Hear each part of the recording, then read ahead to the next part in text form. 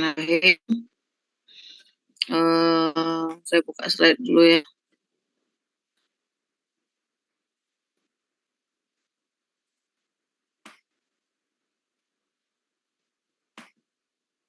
Kelihatan nggak? Sudah kelihatan, dokter.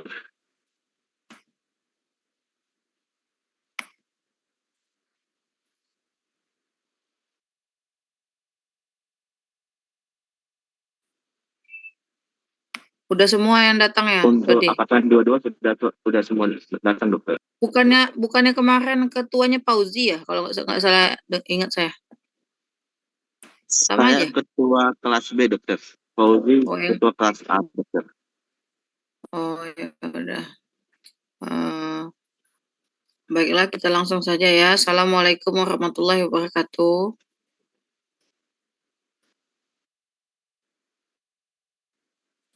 Pada pagi kali ini saya akan memberikan kuliah tentang manajemen penurunan kadar hati ya, juga koma ya. Judulnya itu apa? Yang tentang mekanisme penurunan kesadaran dan patofisiologinya ya. Sudah kelihatan belum, Dodi? Sudah kelihatan.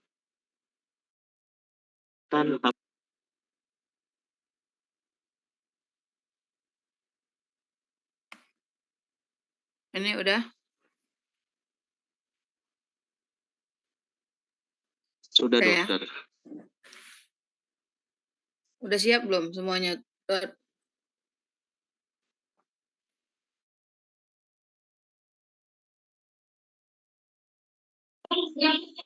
Sudah siap semua, dokter.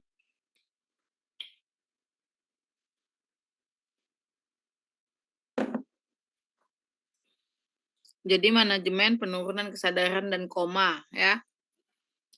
Jadi kesadaran ini sangat penting ya yang kita perlu pahami. Jadi pasien-pasien yang ada itu untuk kondisi penurunan kesadaran sangat penting untuk kita pahami. Oleh karena itu, ini tujuan yang kita pelajari pada pagi ini adalah definisi dan pembagian, kemudian etiologi, patofisiologi, diagnostik, dan tata laksana di IGD.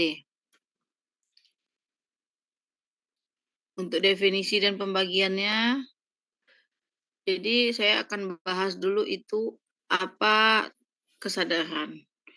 Kesadaran adalah kondisi waspada dengan kesiagaan terus-menerus terhadap diri dan lingkungannya.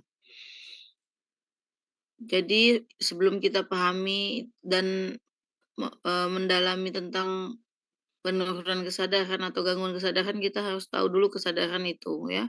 Jadi kondisi waspada dengan keadaan yang terus-menerus sadar akan diri dan lingkungan. Jadi ada dua, diri dan lingkungan. Kondisi waspada, kondisi yang di mana kita adanya kesiagaan. Nah, komponen dari kesadaran itu ada dua, ya. Yang ada dalam kesadaran itu satu arousal, yang kedua awareness dan arousal, ya. Apa itu?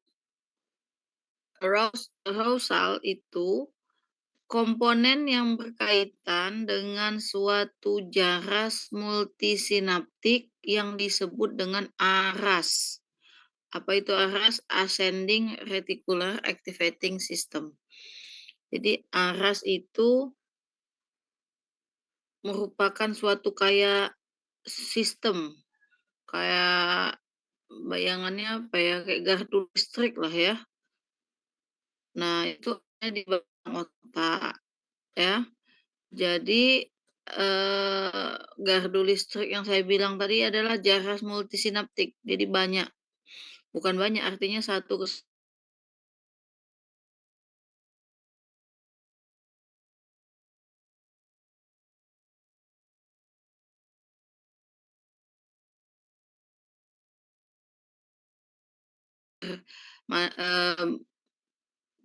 yang kelihatannya seperti jaras artinya, suatu, eee, hantaran yang yang,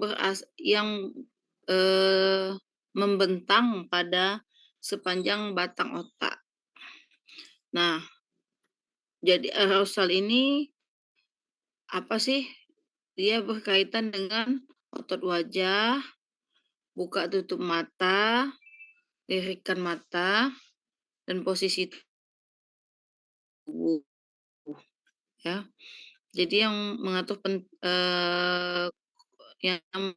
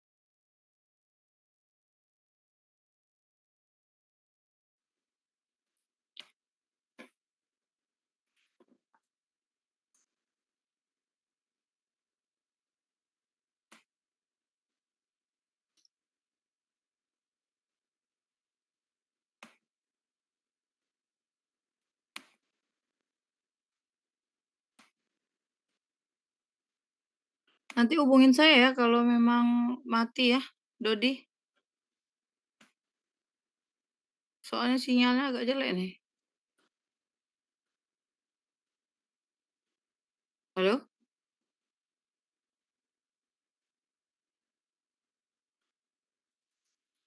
Mana Dodinya? Ketuanya mana? Ya, dokter. Ya nanti kalau mati atau apa langsung hubungin saya. Baik.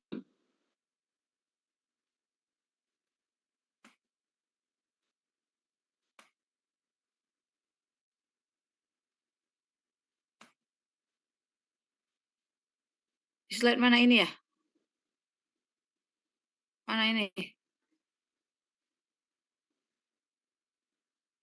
Mana lo? Iya dokter, pada slide ini dokter. Batas mana? Ini. Ada aerosol dokter.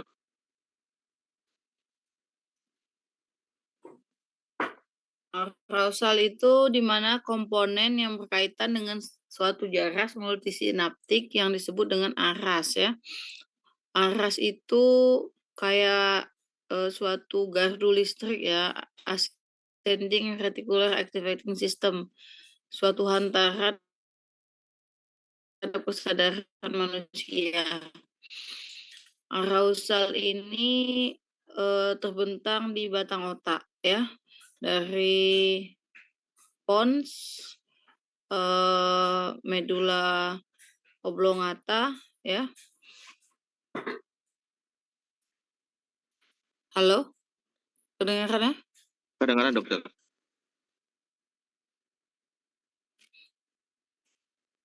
Jadi dari mesencephalon, pons sama medula oblongata itu terbentang di daerah situ yang namanya komponen aras ini. Dia sangat berpedoman pada kesadaran manusia di mana arousal ini sangat berhubungan dengan buka tutup mata, otot wajah, lirikan mata dan posisi tubuh. Jadi dia bukan pemahaman ya, artinya dia cuma buka tutup mata aja arousal ini. Nah, satu lagi awareness. Awareness ini merupakan integrasi fungsi luhur manusia yang berasal dari berbagai input sensorik untuk dapat menyadari keberadaan diri dan lingkungan. Jadi awareness ini fungsi luhur dari manusia. Fungsi luhur manusia itu didapat dari input sensorik, input luar, sehingga terintegrasi ke otak di mana manusia itu menyadari keberadaan diri dan lingkungannya. Nah, ini gambar kelihatan ya, Rodi? Kelihatan dokter. Nah ya, otak itu kamu udah tahu ada terbagi hemisfer ya, kanan kiri. Nah, di batang otak inilah fungsi dari kesadaran itu. Ada talamus, ada batang otak yang warna biru bawah itu.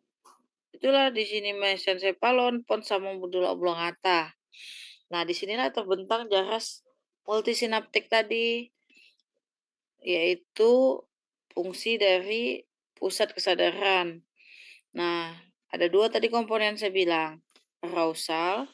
Arousal itu di pusatnya di formasio reticularis di batang otak sini. Nah, arousal ini tadi berhubungan dengan buka tutup mata, lirikan mata, otot wajah. Sementara kalau awareness, awareness ini hemisfer ya. Komponennya adalah anatominya adalah hemisfer. Hemisfer itu luas, terbentang kanan dan kiri ya. Nah, gimana sih mekanisme dari kesadaran itu yang dipegang peran penting oleh aras tadi? Aras tadi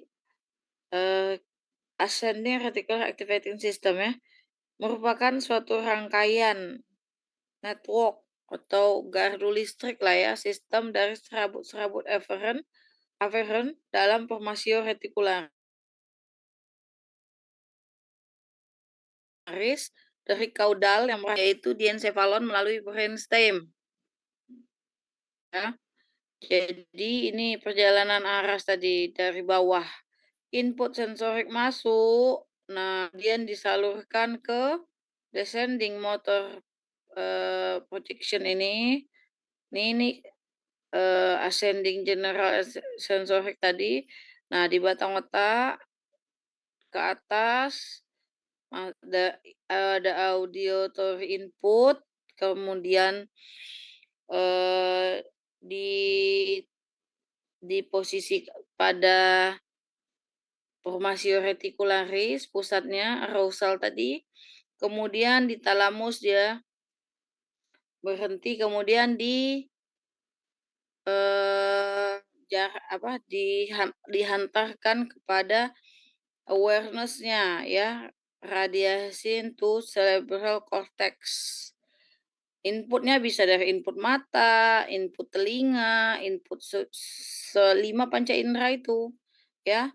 Nah, ini melewati si aras tadi. Aras, kemudian di talamus, dia pusatnya tadi ada kayak pemahaman untuk dia dihantarkan ke otak sehingga paham, "Oh, aku ada di mana. Oh, ini," gitu ya. Di kesadaran diri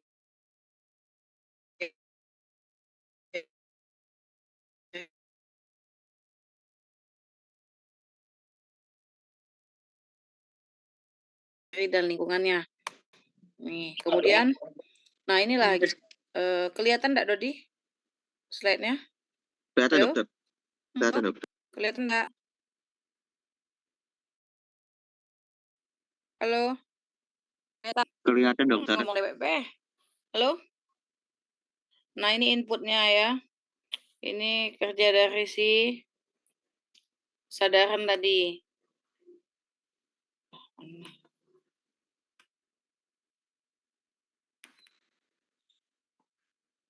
Kelihatan?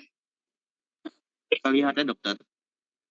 Nah, dia multiple sensory input. Nah, masuk dia, kemudian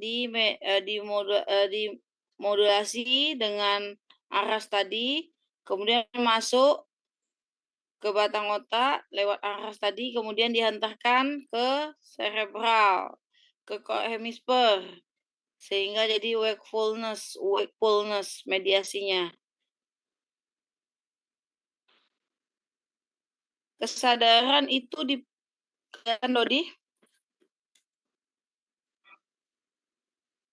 Kelihatan? Kelihatan, dokter. Kesadaran dipertahankan karena adanya interaksi yang sangat kompleks dan kontinu secara sinergis dan efektif antara hemisfer otak, formasio reticularis, serta semua rangsang sensorik yang diterima tubuh.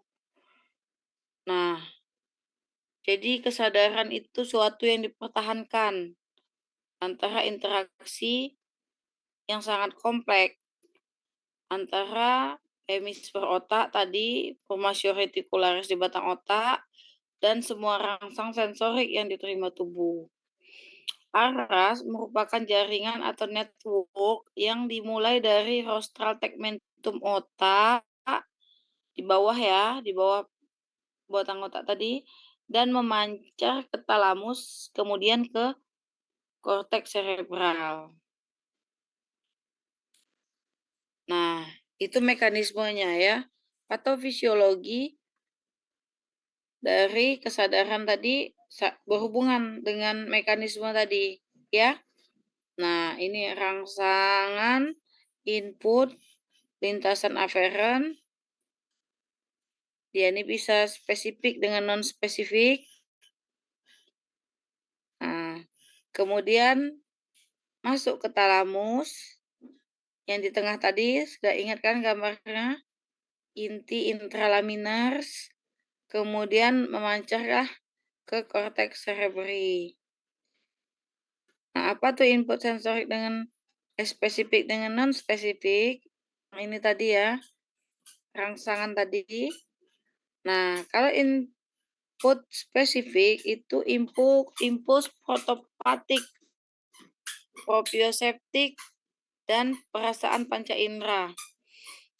Kemudian terhantar korteks, kemudian terwujudlah suatu kesadaran. Contoh, perasaan nyeri di kaki, misalnya kepijak apa, atau wajah, atau suatu penglihatan, penghidu, atau pendengaran tertentu. Jadi dia melibatkan sensorik ya, melibatkan pusat sensorik. Siapa yang tahu pusat sensorik kita di mana? Saya tanya dulu.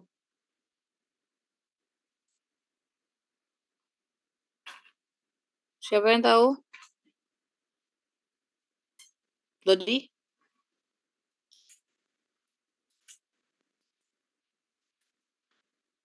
Izin dok, di pos sentralis dokter.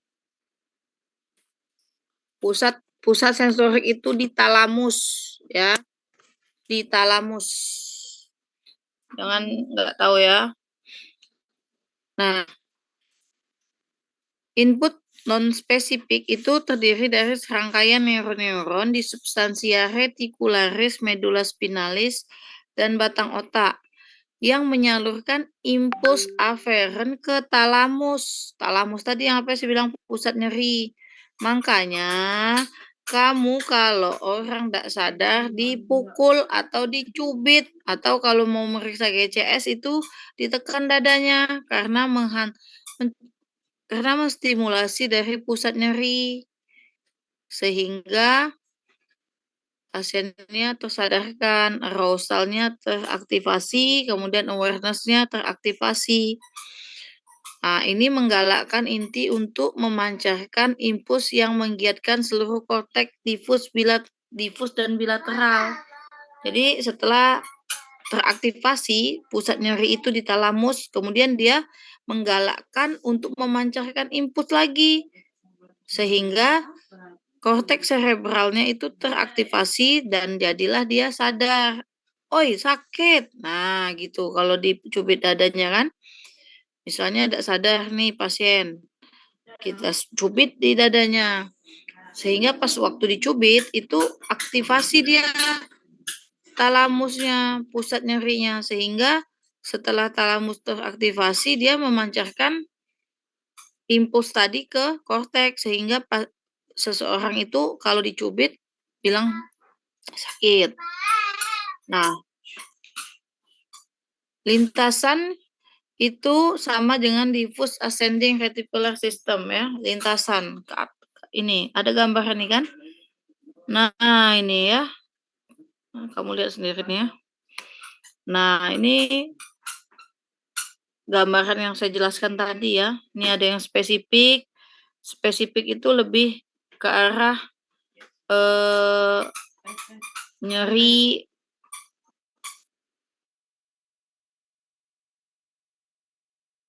itu tentang kesadarannya tadi, di mana impuls itu terpancar ke korteks cerebri. Ini ini tentang kesadaran. Sampai saat ini kedengaran enggak saya cerita nih? Kedengaran dokter. Halo? Halo? Kedengaran dokter. Kedengaran ya? Bisa dipahami nggak? Bisa dokter. Bisa ya? Bisa dokter.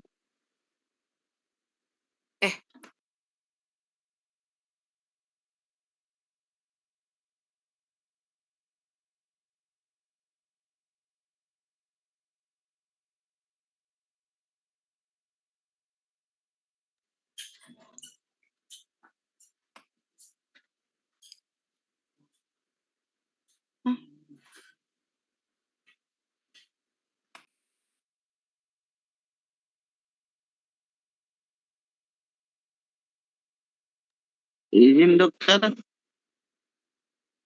Ya kenapa? Enggak, tadi enggak kedengar suaranya. Ya bentar ya. Terus lah.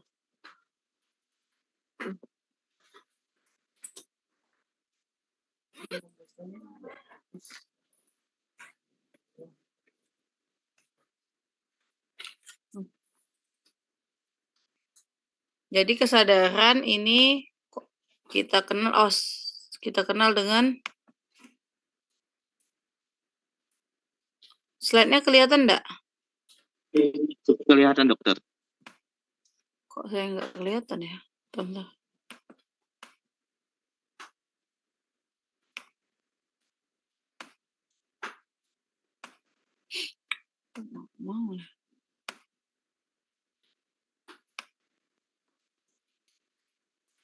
Jadi kesadaran yang kita kenal dengan consciousness itu ada tingkatan-tingkatannya ya. Jadi ada delirium, di bawah delirium itu bisa ada apatis, sopor ya, paling bawah itu koma. Nah, koma ini bisa terbagi kalau adanya suatu penurunan kesadaran, adanya suatu gangguan kerusakan otak, dia ini berproses dalam hal kesembuhannya ya. Jadi ada yang namanya minimal conscious state, kemudian vegetative state, kemudian persistent vegetative state.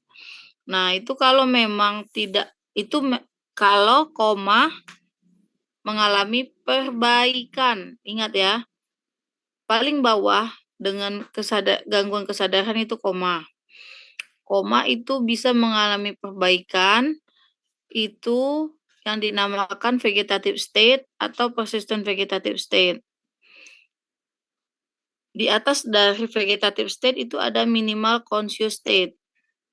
Di bawah dari koma itu mati batang otak atau brain dead. Ya, di bawahnya lagi ya meninggal. Ya. Jadi ini ada tingkatan-tingkatan dari kesadaran. Bukan yang kamu pelajari aja, yang sopor, somnolen, apatis, koma ya. Jadi ada hal lagi yang harus kamu ketahui, ada vegetative state, ada lagi lock-in syndrome ya. Kemudian minimal conscious state itu kamu baca itu ya. Kayak mana perbedaan vegetative state dengan lock-in syndrome itu penting sekali kamu sebagai dokter umum tahu ya. Nah, ini kita bahas tentang koma yang saya bilang tadi. Tadi mekanisme kamu udah tahu, kesadaran udah tahu, patofisiologi udah tahu ya. Ini saya menyinggung tentang koma. Koma itu adalah suatu keadaan tidak sadar total terhadap diri sendiri dan lingkungan meskipun distimulasi dengan kuat. Dodi kedengaran enggak, Dodi? Kedengaran, dokter. Meskipun distimulasi dengan kuat ya. Di antara kesadaran sadar dan koma itu terdapat berbagai variasi gangguan kesadaran. Itulah yang saya bilang. Jadi di antara koma dengan sadar itu ada berbagai macam nama atau sign yang kamu harus tahu. Ini di sini loh sadarnya. Ini di sini ya. Ada tingkatan ya maksudnya gitu.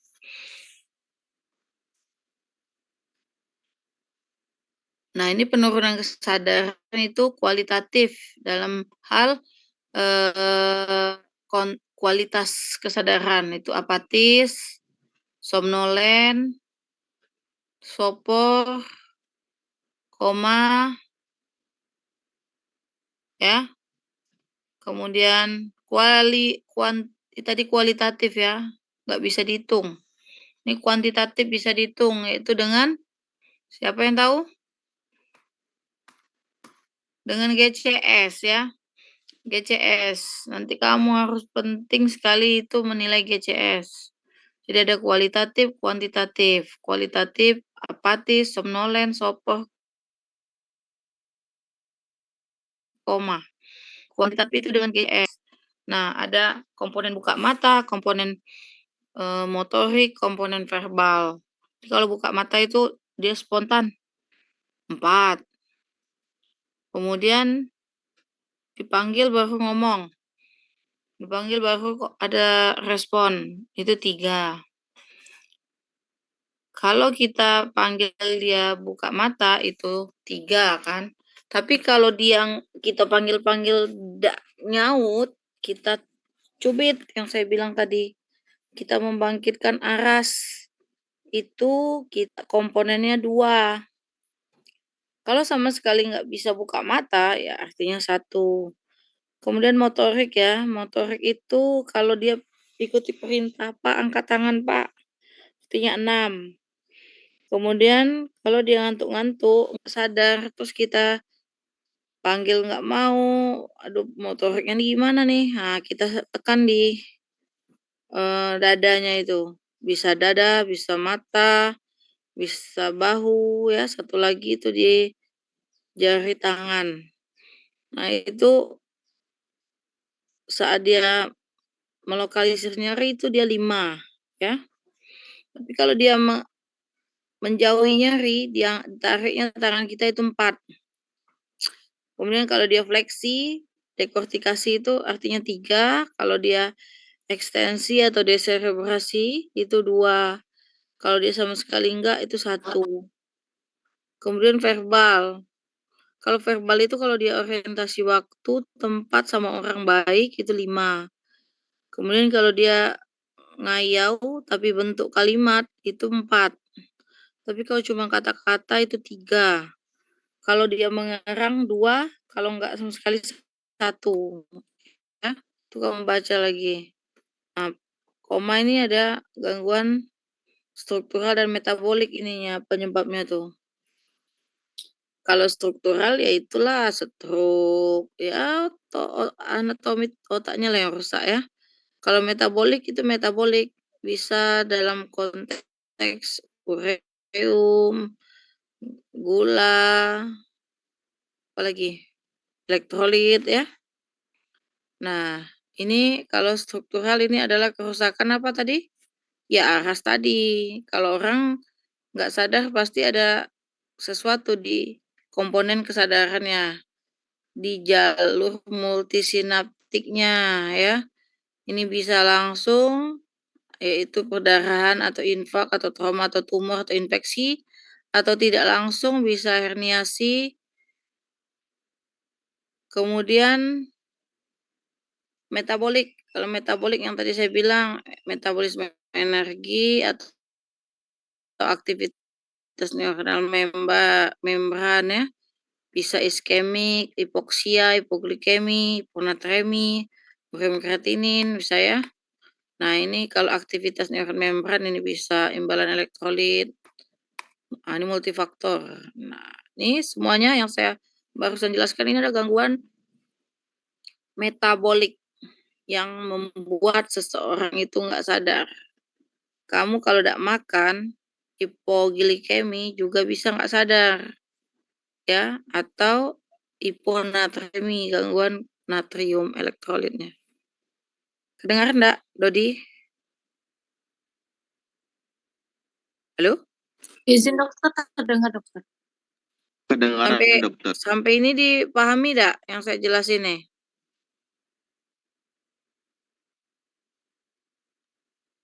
Bisa ditangkap? Paham, dokter. Bisa ya? Bisa dokter. Ya. Oke.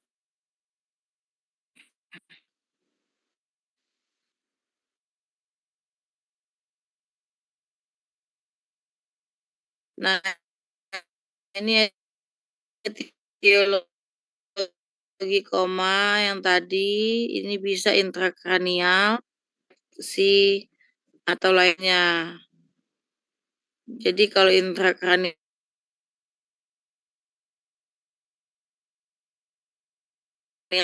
ini bisa kita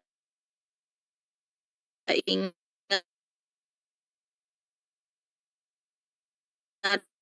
vitamin atik sama neoplasma.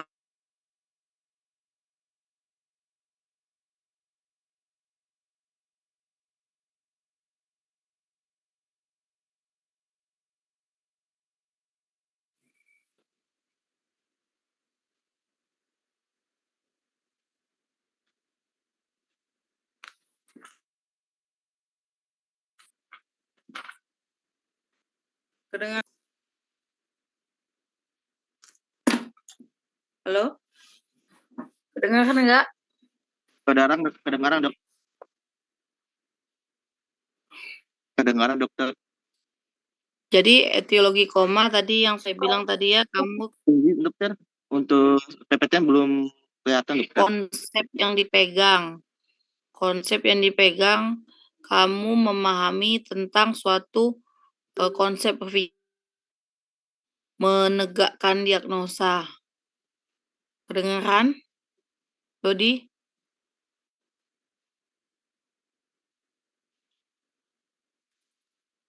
Halo? Iya dokter. Kedengaran ya?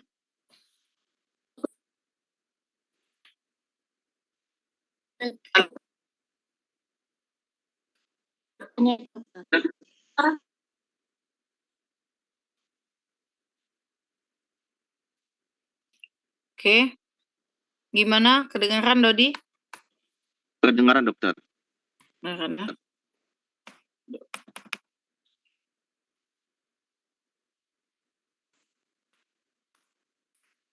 Nah, ini tadi pembagian koma. Slide-nya kelihatan ya? Belum, dokter. PPT slide-nya belum kelihatan, dokter. Oh, slide-nya belum kelihatan ya? Kamu kalau nggak ngomong nggak tahu saya.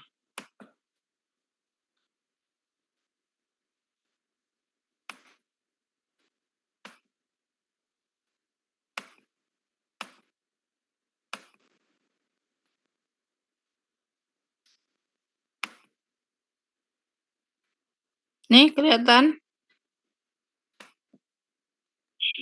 Belum.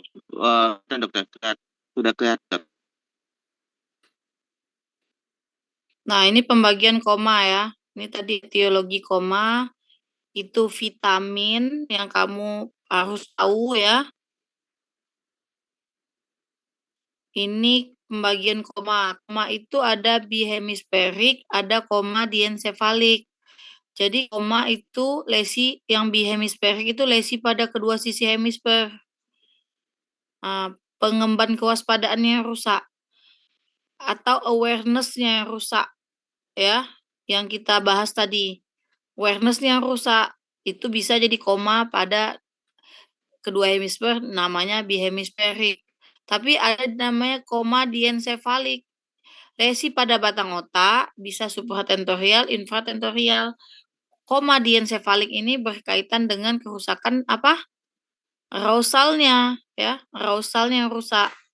Jadi koma si arasnya ini yang rusak, koma diensefalik. Nah, ini berhubungan dengan vegetative state sama lock-in syndrome. Ya, coba kamu pelajari itu yang paling penting diketahui, jangan sampai nggak tahu. Jadi kalau lock-in syndrome itu namanya lock ya, terkunci. Yang rusak di mana? Coba Dodi, kira-kira di batang otaknya atau di hemisfernya kalau lock-in syndrome?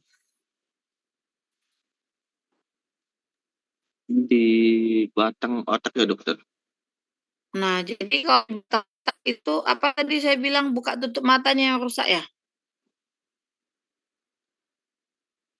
Iya, Jadi dokter. kalau lock-in syndrome itu memang di batang otaknya yang arasnya yang rusak. Sehingga dia tuh sebenarnya otaknya tuh masih bagus. Hemisfernya masih bagus. Nah, jadi dia cuman bisa buka tutup mata aja, lock in. Jadi dia, Pak, tutup matanya Pak, kalau tahu saya, tutup. Pak, kalau Bapak lapar, kedip 2 kali, tek. Artinya otaknya bagus ya. Nah, beda lagi dengan vegetative state. Jadi vegetative state di mana yang rusaknya?